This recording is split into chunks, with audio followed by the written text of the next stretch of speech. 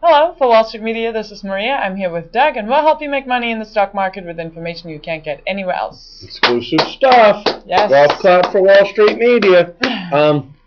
We've got an interview with Marley, and then we've got a highlight clip for you. Exactly. Fantastic stuff. You're only going to get it here. All right, we're going to start with the interview, and Marley got a hold of Philip Moyer, the president and CEO of Endocare Online. Their ticker is EDGR. Here it is. For Wall Street Media, this is Marley. I'm here with Philip Moyer, the CEO of Endocare Online. Philip, I just watched your presentation, and it was great. Could you elaborate for our viewers, a little bit about what the company does in case they aren't familiar with Endocare Online? Sure. We're probably best known for being the company that took SEC filings on the internet back in 1996. And today, we're a company that parses those filings and actually creates the most detailed fundamental data set in the world for U.S. equities using an international standard called XBRL, which is an internet standard for publishing income statements, balance sheets, and cash flows. And in the presentation, you mentioned future assets and growth. Could you just explain a little bit about what your future assets are going to be and growth we might see in the next 6 to 12 months? Sure. Today, we get about 20 to 30% growth on that data business that I talked about, and it's very important because that business is now surpassed. It's actually come up and surpassed our legacy subscription business. That's important because that, first and foremost, in of itself, says we have some detail that's very important to investors. What I'll say, though, is that even more exciting is that the SEC, we believe that the SEC is likely to mandate this standard that we use called XBRL, which is a list of elements. We have the only historical database in the world that underlies what is going to be the new definition of as reported. We think that's going to provide a great opportunity for our growth.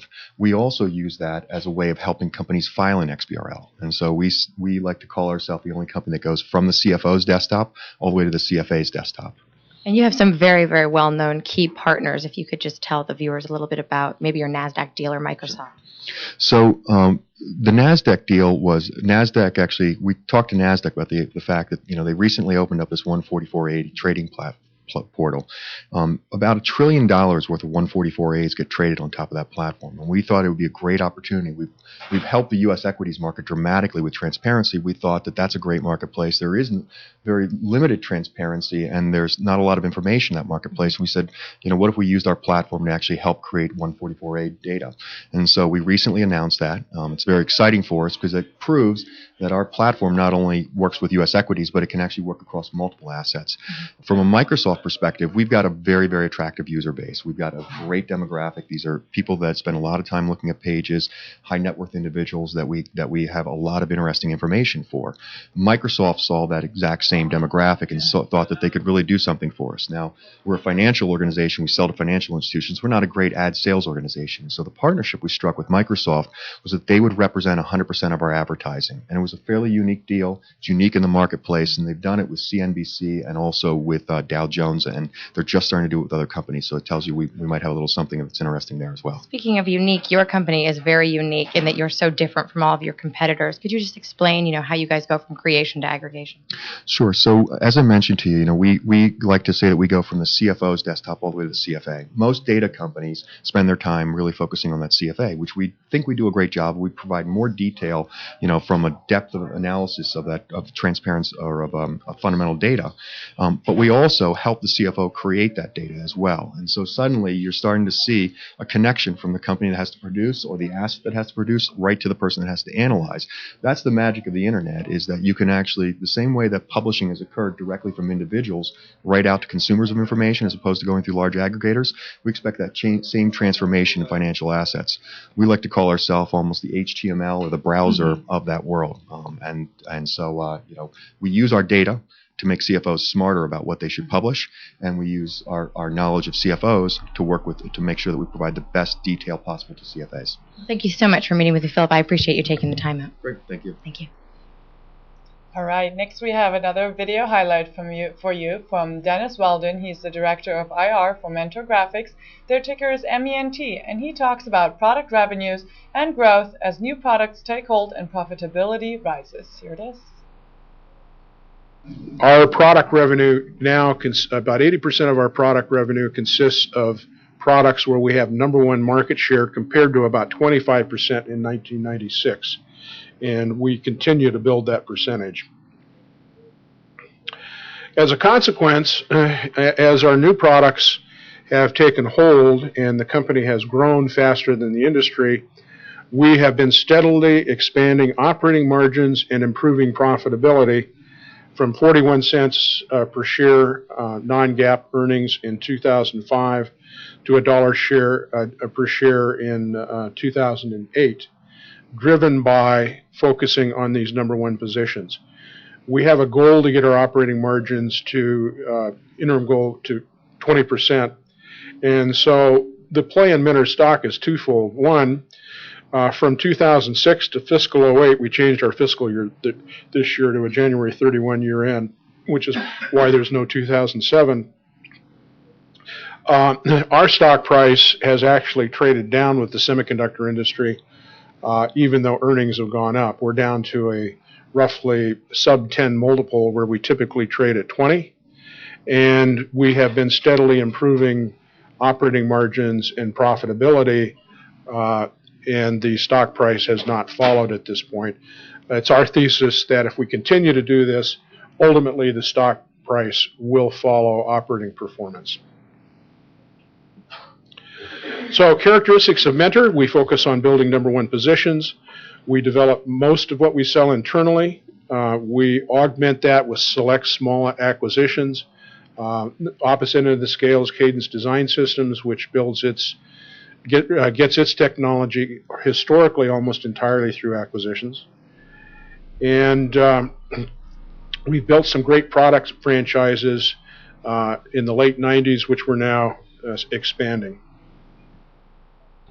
Hey, super good one, Lee. I know. You know, I love Mentor Graphics. I worked with Edgar years ago for Wall Street Transcript and did deals, and they were kings of the universe. Super vital product that you need.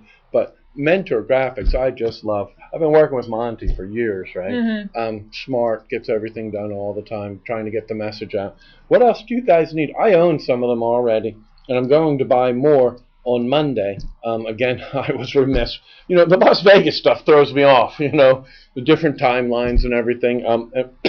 We're doing this, the market's closed on Friday, but I'll add them, and you can follow it on covestor.com. Never forget, we're the only ones that tell you when we say we like this, we actually put money into it. And I'll make sure you do on Monday. I'll remind you. Yeah, make sure you do. Yeah. You're a super genius, you know, and it's wonderful. It's great to have such wonderful presentations and know that fantastic. It's, What else do you need, like, to think about when you're owning a stock? They say the business is growing, they're aiming for 20% margins, right? Yeah. They're out of favor because semiconductors are out of favor, foolishly, right? See, Americans use these things called phones and PDAs, and they just keep putting more chips in them as they can do more and more things, right? Not only that, other products are adding Everything's chips. got chips. Everything is getting cars. chips. The Ford uses the Microsoft Sync. No electronics in that. Hamsters running around pushing the buttons on the CDs when you say, like, and more play Michael Bolton. I love those commercials, by the way. Yes, so right. Just thinking about cars, how much more multimedia stuff they're building in. You know, Everything. MP3 players, all that stuff. It all has chips. Yeah. Exactly. Yeah, it's really foolish. I had coffee earlier this week that had some metal in it, but I guess that wasn't chip, right? Anyhow, I think they make an excellent case. I own shares of them already, and I'm going to add shares of them on Monday to my portfolio, which you can follow for free on covestor.com. Not selling you anything. Want you to realize the value. We do 20,000 of these a year. You don't see 20,000 of them here, although some days it feels like it. It does feel like it. This week was a lot of information. We did a lot of them, you know. We slowed down a little bit in April. Don't have 10 million of them, but we pick the ones that we like. We bring you good highlights. You can look on covestor.com. See when I say, "Oh, I like this company," and they make a good case for it. Then I put my money into them. Exactly. Right? Isn't that worth something? Right? Absolutely. You know, what do you want to do? You want to learn knife throwing from a ballerina? You want to learn you want to learn about stocks and investing from someone who says they put their money into it? Not perfect, but at least you have conviction, right? And you can actually see. You can follow it. You have conviction. You're learning ballet from a ballerina. Right? Yeah, never heard that. Or, okay, you're learning knife throwing from a knife thrower. Okay. I trust that, actually. Okay. So not always going to be right, but at least we'll take the journey together, and you can see somebody putting their money where their mouth is, rather than popping in, making a nice smile for you, telling you how great or how horrible something is, and they don't have any money in the game. I want money in the game. Exactly. And listen to the entire webcast for these companies at wsw.com/webcast/BRileyCo9. I like A that. great case for it. Monty, I've been working with for years. Very interested in the company. Very interested in getting the message out. And it's a great message. Exactly. All right. Well, thank you for joining us. We're here every day at Wall Street Media. You can find us directly at wsmco.com.